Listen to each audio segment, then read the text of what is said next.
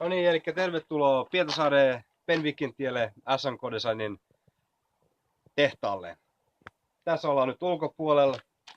Ulkopuolelle sitten mennään sisäänpäin.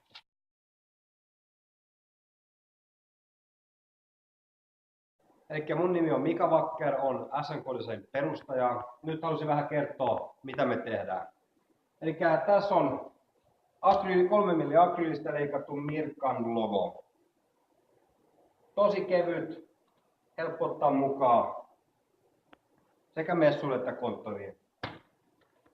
Sitten on Mirkan akryylikyltti. Tämä on tehty 2 eri akryylis, eli keltainen maalattu, musta leikattu. Sitten se tulee tämmöiseksi. Kumulusta ollaan tehty. Siinä on foami pohjana, akryyli päällä, iBond-levy takana.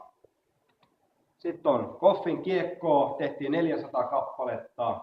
Ne oli hyllypäädyissä, sittareissa ja K-supermarketeissa. Koffi oli tosi tyytyväinen kampanja, tämä meni aivan loistavasti.